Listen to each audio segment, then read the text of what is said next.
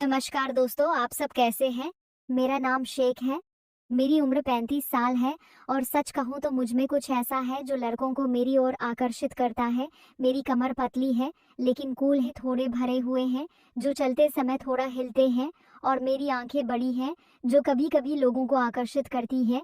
मैं विधवा हूँ। मेरे पति का 2 साल पहले देहांत हो गया और अब मैं अपने ससुर के साथ रहती हूँ। मेरे पास सब कुछ है। मेरे ससुर मेरे दोस्त जैसे हैं और कभी-कभी तो उससे भी बढ़कर आज मैं आपको अपनी एक कहानी सुनाने जा रही हूँ, जो एक बड़ी यात्रा के दौरान घटी। यह उस दिन की बात है जब मेरे ससुर, जिनका नाम हरिशंकर है, बस में यात्रा कर रहे थे। हमें गांव से शहर जाना था। भीड़-भाड़ वाली बस थी, बात ही बस जिसमें सीटें टूटी हुई थी और लोग एक दूसरे से सटकर बैठे थे। यात्रा लंबी थी, कम से कम 10 से 12 घंटे की, क्योंकि सड़क पहाड़ी थी और बस धीरे धीरे चल रही थी। मैंने लाल रंग के कपड़े पहने थे जो मुझ पर अच्छे लग रहे थे। मेरे ससुर ने कुर्ता और पजामा पहना था।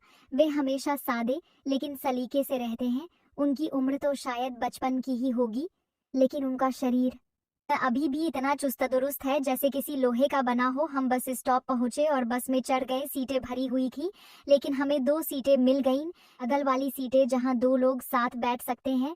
मैं खिड़की वाली सीट पर बैठी थी और मेरे ससुर मेरे बगल में थे।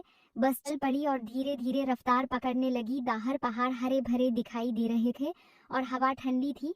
मैंने अपने ससुर से कहा, ये सफर लंबा है, थकना मत। वे मुस्कुराए और बोले, बेटी चिंता मत करो, मैं तुम्हारे साथ हूँ।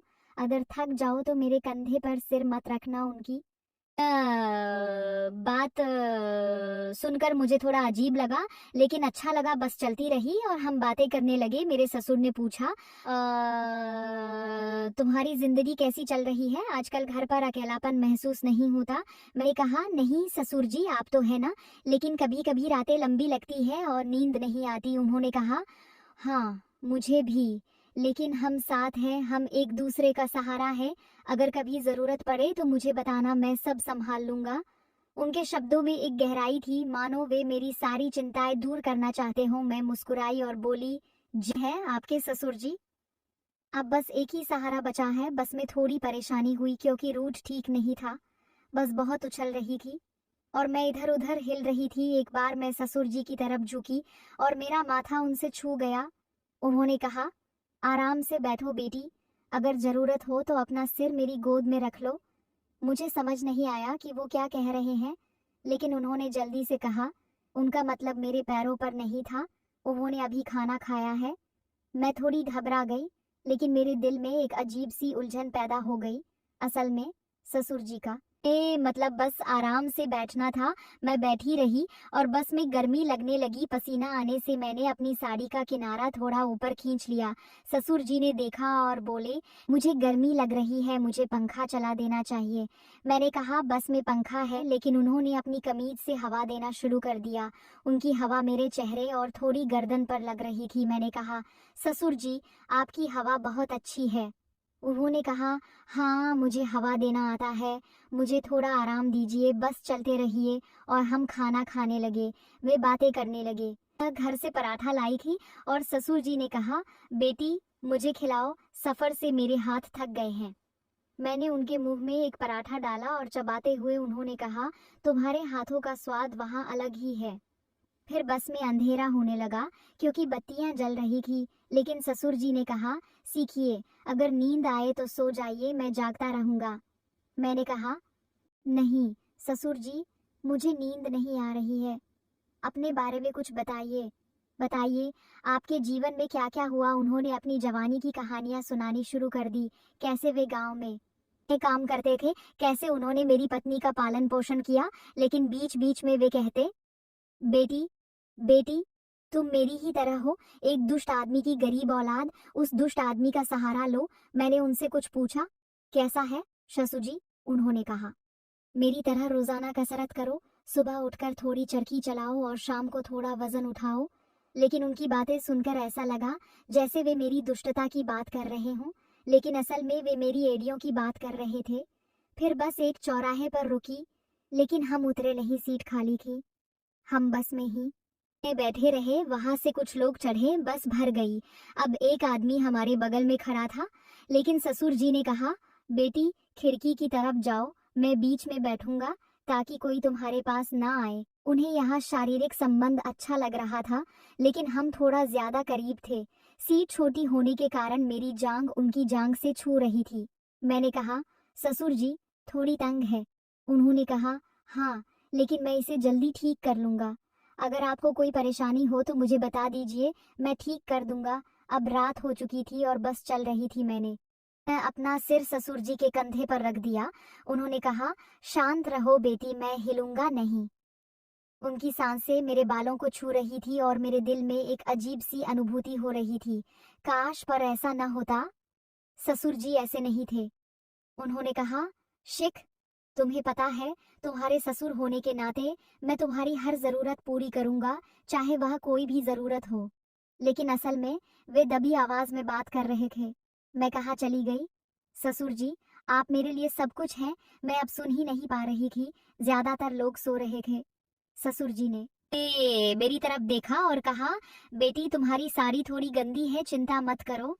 मैंने देखा कि मेरे कपड़े का किनारा थोड़ा नीचे खिसक गया था, मैंने उसे ठीक किया। लेकिन उन्होंने कहा, तुम फूल की तरह बहुत सुंदर हो, मैं तुम्हारी रक्षा करूंगा। ऐसा लगता है कि वह कुछ और कहना चाहते थे, लेकिन नहीं। फिर ससुर जी ने अपनी कहानी जारी रखी, उनकी शादी कैसे हुई, सास के देहांत के बाद वे अकेले कैसे रह गए।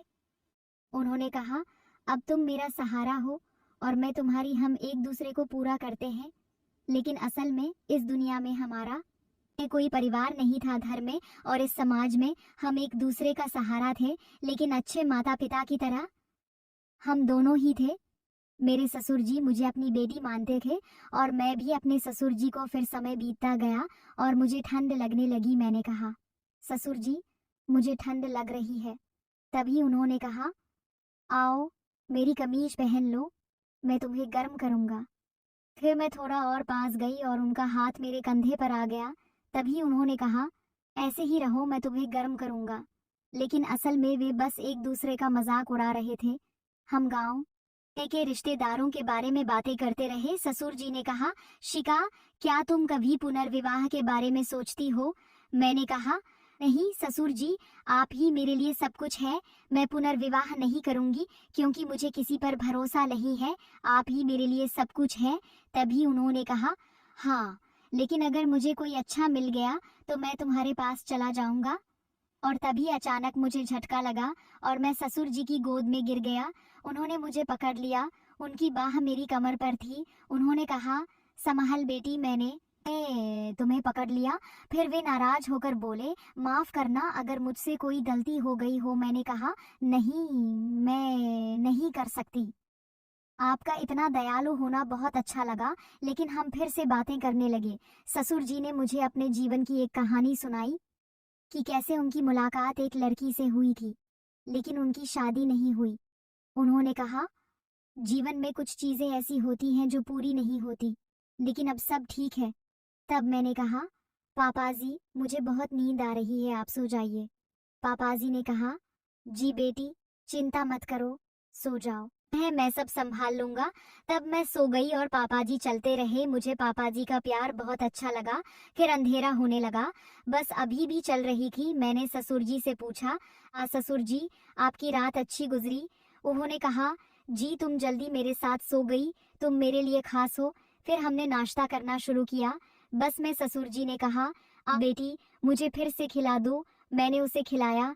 तब उन्होंने कहा, तुम्हारे हाथों में जादू है, तुम छोटी होकर भी मुझे प्यारी लगती हो। अब बस शहर के पास पहुंच रही थी। ससुर जी ने कहा,